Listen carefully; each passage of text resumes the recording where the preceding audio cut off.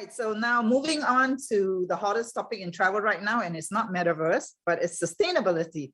We heard that from the Japanese OTA panel just now as well, and in the global OTA panel. And the biggest challenge facing airlines, on top of all the problems they're already facing with COVID, here comes one that will last long after the pandemic.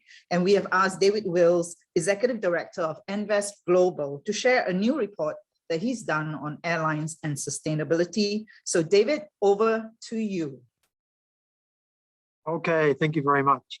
I would like to start by saying I'm not a travel or airline expert, but I've spent 30 years advising major industries and organizations on their sustainability strategy.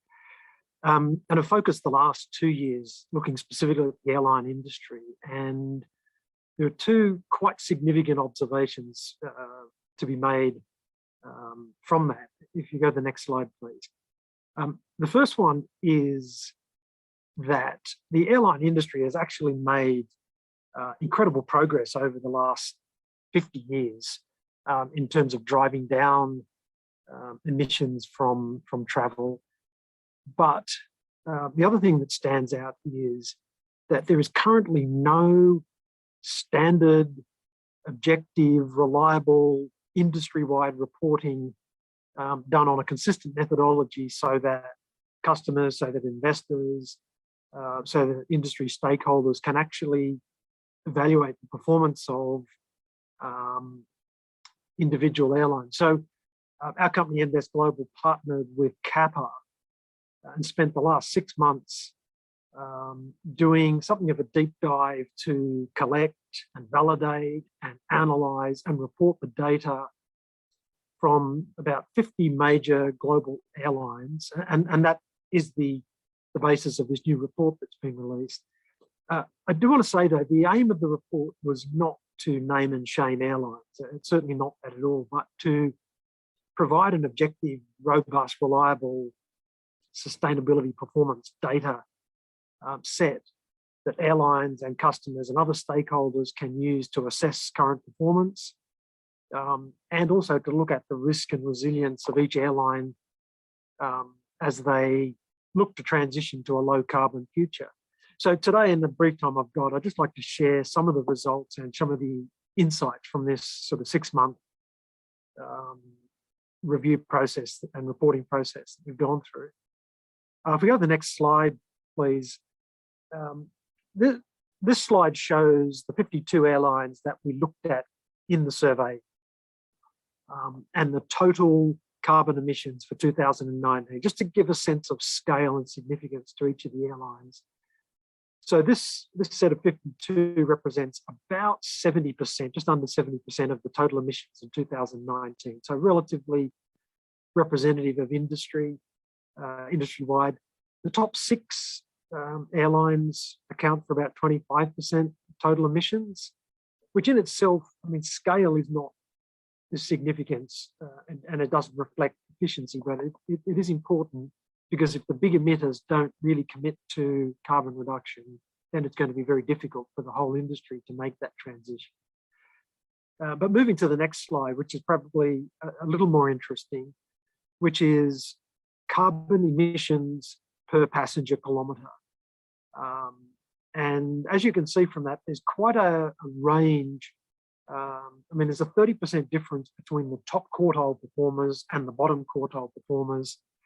And that 30% could be quite significant for carbon conscious travellers, particularly corporate travellers, where corporations themselves are committing to carbon reduction.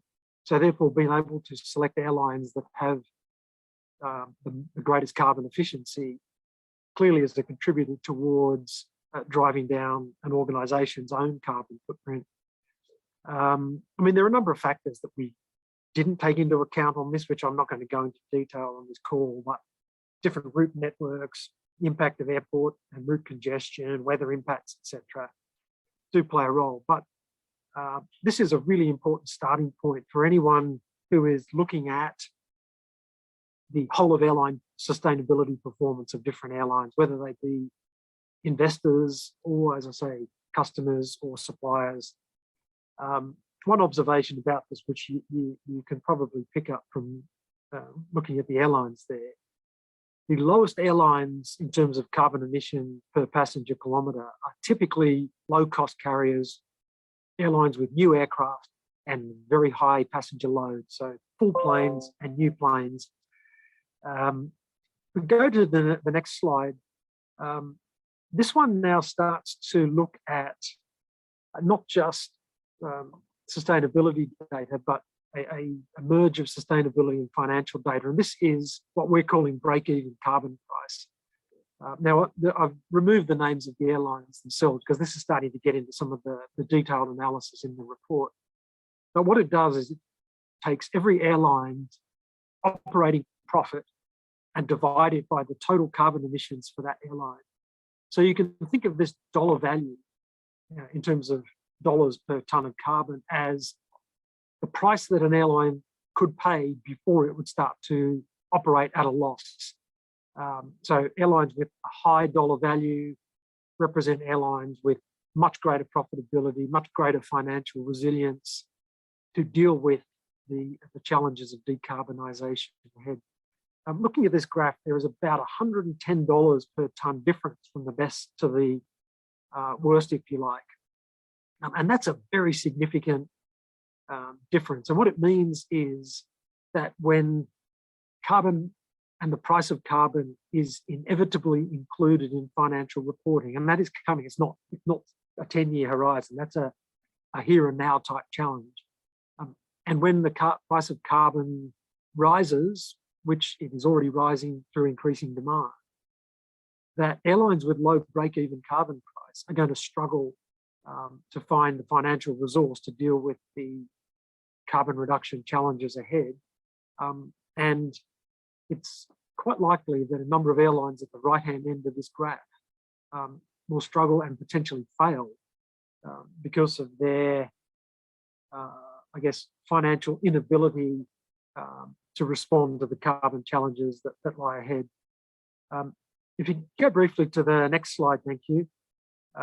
This just gives a little bit of a snapshot of the report.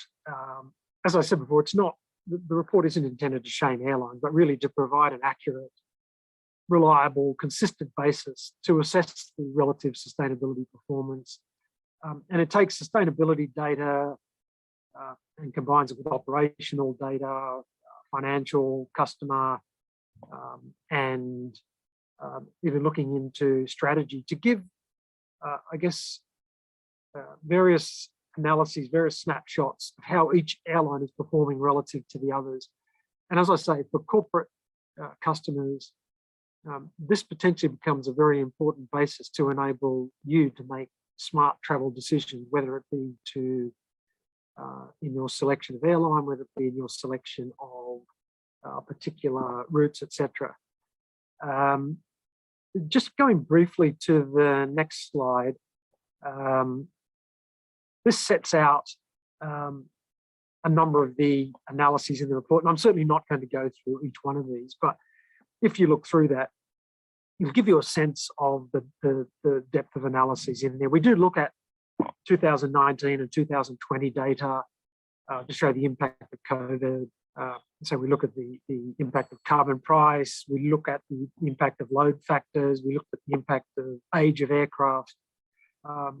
And we didn't finish by ranking airlines from 1 to 50, because really that's not the intention of the report. But what we do give at the end of the report is something of a matrix presentation that gives our interpretation, if you like, of which airlines are best placed to navigate through the transition to net zero. To the next slide, please. So this slide is just actually a screenshot of three pages from the report that for each airline, we've sort of condensed the full data set for years 2017, 19 and 20 and provided all of the analyses highlighting where that airline sits. So for people who are interested in deep diving into specific airlines, the report provides sort of a data compendium to support that. And to the final slide, please. So just to finish up, I mean, as has been discussed a lot, sustainability is a genuine existential threat to the industry and to individual airlines. There will almost certainly be winners and losers. Some airlines will not have the financial capacity or the strategy or the leadership to successfully navigate profitably to a low carbon future. One of the other things is it's no longer acceptable to customers, investors, and to the public in general to get our information about airlines from marketing releases and press releases and promotions on company websites. I think we're at a point now where it is a demand for objective, trustworthy, transparent data that's going to drive decision making. And that's why this report, I guess, attempts to step in that direction. So look, there's lots more I could probably describe about the report. I hope I haven't rushed through it too much. If anyone's interested in following up, either interested in getting a copy of the report or to discuss further around decarbonisation strategy, my contact details are on the slide there. I'd be happy to discuss with you, but otherwise, thank you for giving me the time this afternoon.